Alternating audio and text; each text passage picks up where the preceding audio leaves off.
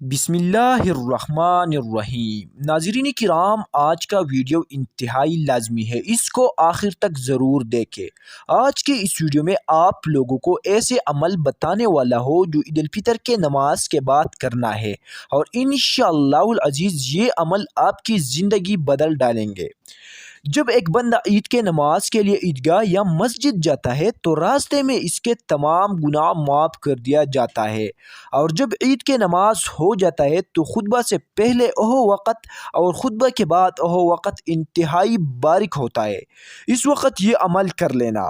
عمل کا طریقہ کار بتانے والا ہو، اس کو غور کے ساتھ سننا۔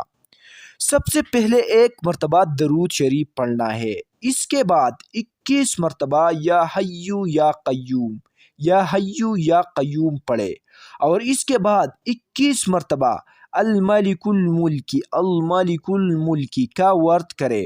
اس کے بعد ایک مرتبہ آخر میں پھر درود شریف پڑھے، اور پھر جو بھی دعا اپنے رب سے مانگنا ہے مانگو۔ انشاءاللہ العزیز اس وقت آپ کی تمام دعائیں قبول ہو جائیں گے، کیونکہ آپ لوگ گناہ سے پاک ہو چکے ہوں گے۔ اسی وقت مانگو، اپنے لیے جتنا بھی رب سے دعائیں مانگنا ہے مانگو۔ اگر ویڈیو اچھی لگی ہے تو برائے کرم ہمارے یوٹیوب چینل کو ضرور سبسکرائب کر دینا۔ شکریہ۔